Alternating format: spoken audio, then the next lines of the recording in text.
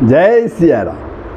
प्रभु, आप लोगों ने श्री आनंद रामायण के यागकांड के 5वें सर्ग में कुंभोधर मुनि द्वारा पठित श्री राम अष्टोत्तर शतनाम का वर्णन सुना, श्रवण किया।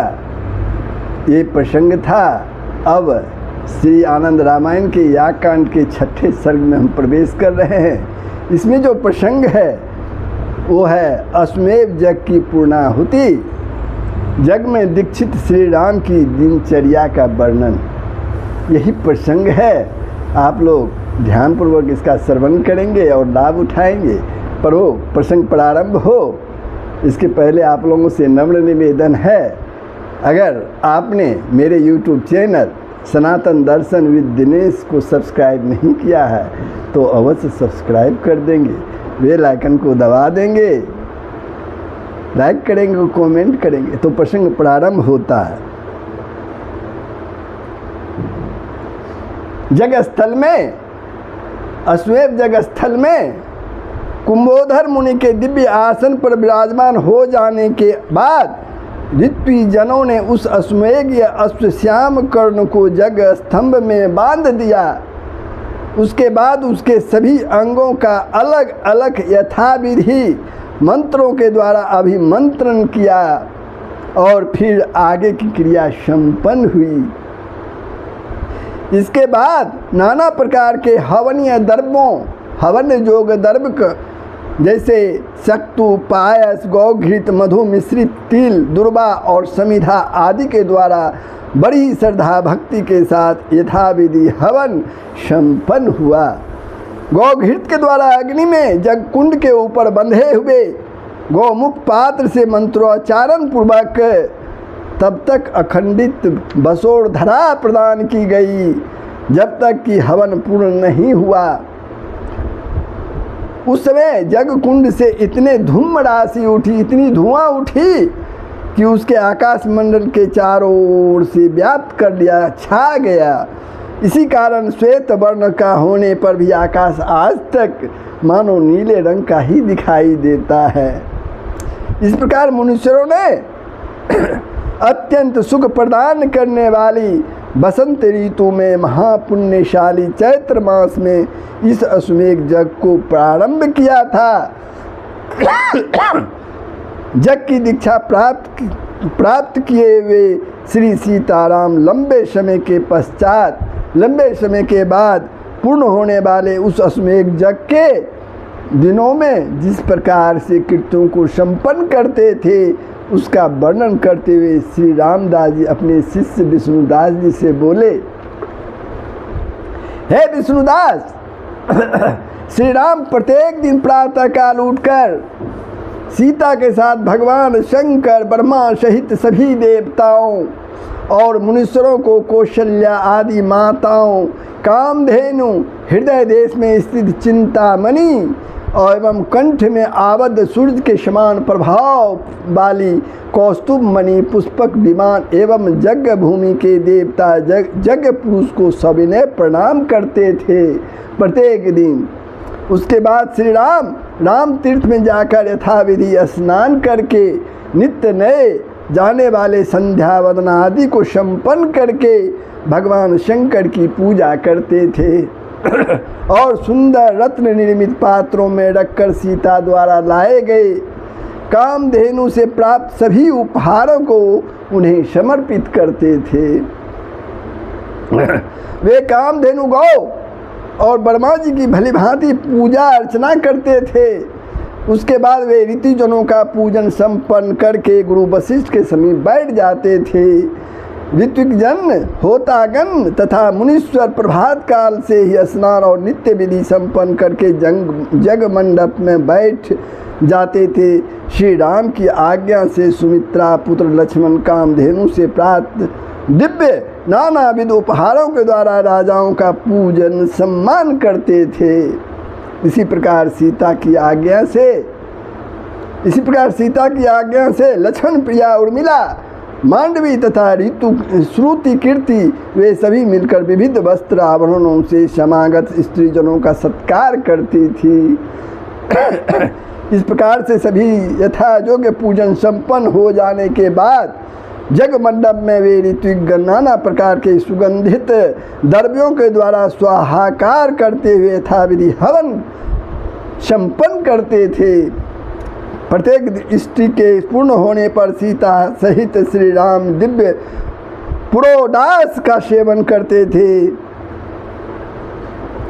श्री राम जी के उस अश्वमेध यज्ञ में सभी देवता साक्षात उपस्थित होकर अग्नि में छोड़े गए हविर द्रव्य का बड़ी ही प्रसन्नता पूर्वक भक्षण करते थे। ऋतुजनों द्वारा उच्चारित ध्वनि और बादों की ध्वनि मेघों के गंभीर घोष के समान समस्त यज्ञशाला में सुनाई पड़ती थी। उस यज्ञशाला के मध्य में एक अत्यंत रमणीय शुभ यज्ञ कुंड बना हुआ था, जिसके चारों ओर ऋत्विकगण आसनों पर विराजमान रहते थे। उसके बाद सभी मुनीश्वर और फिर चारों ओर सभी देवता विद्यमान रहते थे। उसके बाद सभी स्त्रियां और फिर विद्याधर बैठे रहते थे।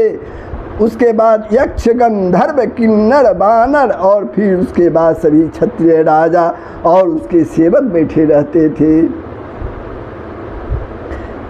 नट नर्तक मागध तथा बंदीजन स्थित रहते थे। इस प्रकार से जग में समागत सभी जग मंडप में अपने अपने स्थानों पर बैठकर जग का कौतुक देखते रहते थे।